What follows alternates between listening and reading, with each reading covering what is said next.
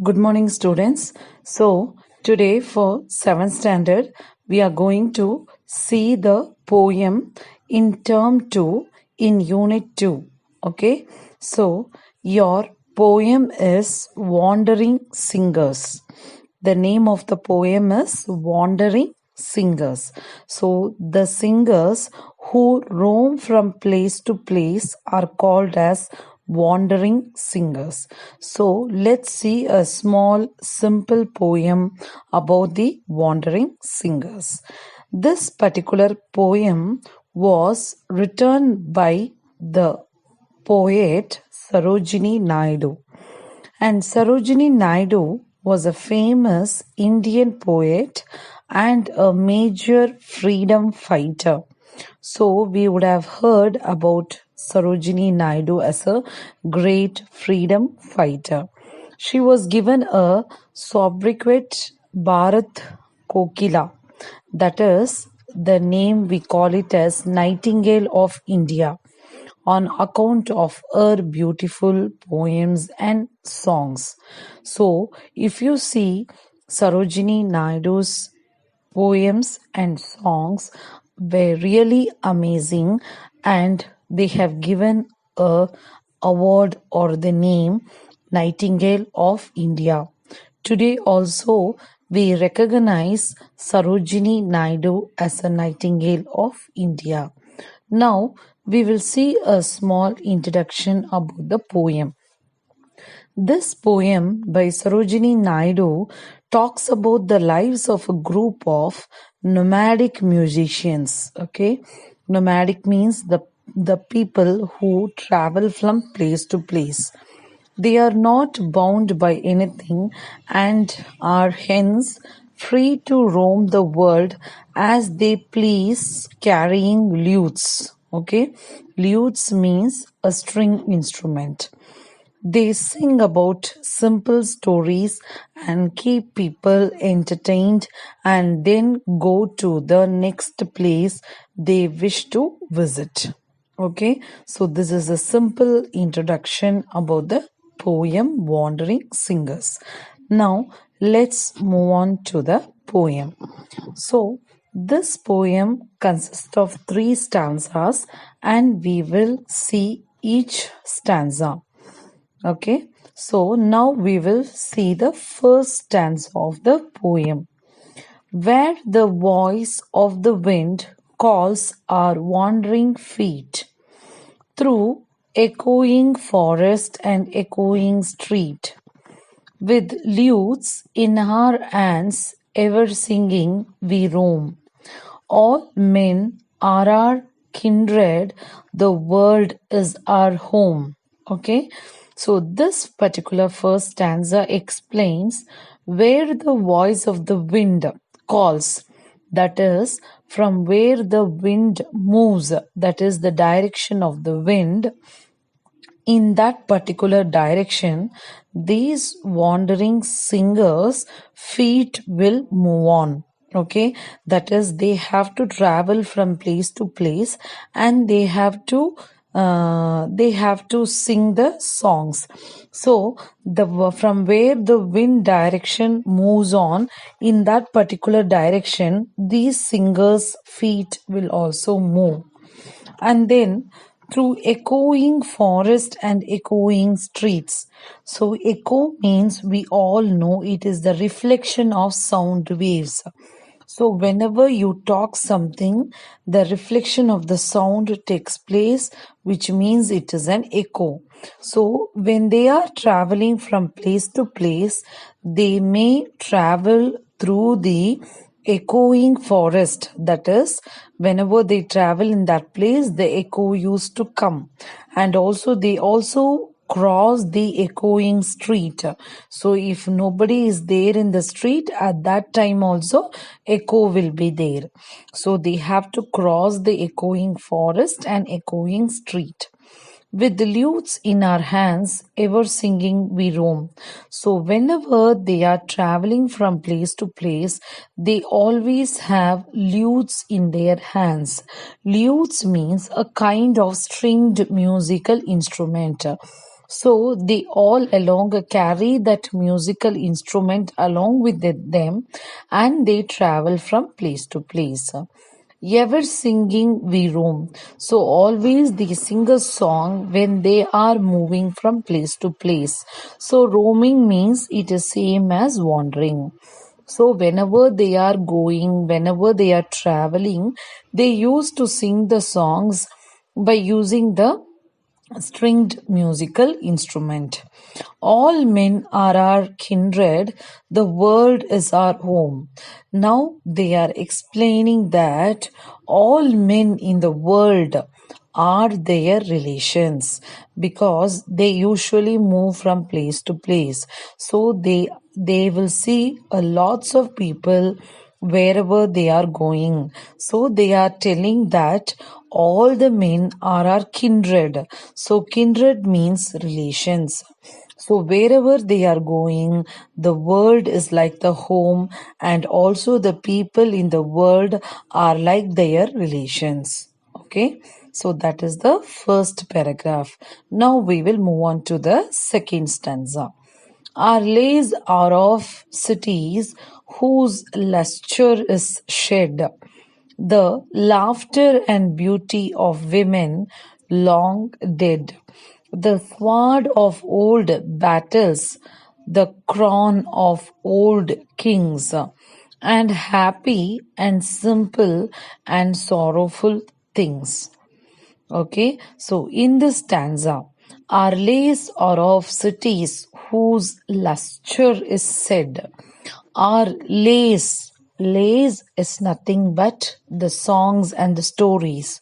What the wandering singers are telling are the stories or the songs that is said to be as lays. The lays are of cities whose lustre is shed. Lustre means a soft glow or the glory. Okay, that is glow of the people who are living in the cities of their glory has been shed, has been expressed. So now the wandering singers want to explain about the people who are there in the cities and their glory. Okay, like stories or like songs. The laughter of beauty of women long dead. So they are telling the beauty of women as well as the smiling laughter of women is dead long back ago, because everybody in the city are busy with their life and they don't take time to laugh or that beautiness of women is not shown. So the beauty of women lies how kind she is and how she smiles. So now the wandering singers are telling that smiles of women is long ago it was dead. The sword of old battles, the crown of old kings. Okay, the sword is nothing but a weapon with a long metal blade to hit the enemy. Okay, for hitting the enemy we use that weapon with which will have a long metal blade. Okay, that we call it a sword. The sword of old battles. Battles means the fight between the armed forces. So if you see the sword that are present in the old war, that is battles, the crown of old kings. So the king usually wear a crown on his head. That is, it is the symbol of authority. So kings usually use that on their head. It shows how they have that power and honor in that particular place. So that crown of the old kings, and happy and simple and sorrowful things. That is, whatever the stories and whatever the songs that the wandering singers are singing are very happy. The songs are very happy, and also it is very simple. Simple means it is understandable by everyone, and also little sorrowful things, that is the sad things also. Okay, this is what your second stanza. Now we will move on to the third stanza. What hope shall we gather? What dreams shall we sow? Where the wind calls our wandering footsteps we go. No love bids us tarry, no joy bids us wait. The voice of the wind is the voice of our fate. Okay, so in the last stanza, what hope shall we gather? What dreams shall we sow? So they are telling what the hope is the belief that they have. So what the belief they will gather means how they are going to get it from the people in different places. And what type of dreams means the goals that the people have. What dreams shall we sow means something we plan by or something we introduce. So they are asking what we are going to gather and what we are going to sow. Where the wind calls our wandering footsteps we go. So they are telling whenever the wind blows towards a direction, in that particular direction our footsteps will be going on. Okay, so because they have to move from place to place, so they have to walk according to the direction of the wind. No love bids us tarry, no joy bids us wait. So here bids means offer. Bids, B-I-D-S means offer. So no love offer us tarry. Tarry means to stay longer. Okay, that is, even though they have the love towards the places wherever they go, they cannot wait in that place. That is the meaning. Okay, they cannot stay longer if there is love in that place. And also no joy bids us wait. So whatever the happiness is also there, it also does not, whatever the happiness is offered for them also does not wait, because they have to move on from that particular place to another place. The voice of the wind is the voice of our fate. So they finally conclude that the voice of the wind, okay, again, in which direction the wind is going to blow, in that particular direction only is the fate of their life. Fate means it is the destiny. Destiny means it is the final place where we are going to reach and what's going to happen. That we call it as fate. So the fate may be a luck, or it may be happy, or it may be sorrowful, but it is their fate to move from one place to another, to sing the songs and make the people happy around them.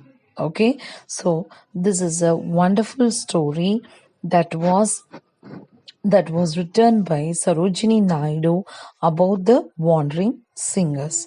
Hope you all understood this particular poem. Now we will discuss a few things about this poem. Okay, I wanted to tell you about the rhyming words in first, second, and third stanzas.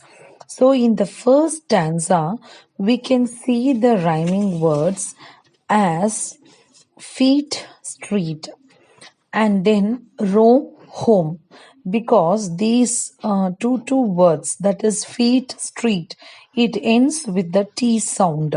So we call these words as the rhyming words. Likewise, in the second stanza, we can see the words shed, dead, which have the same ended sound words, and king's things.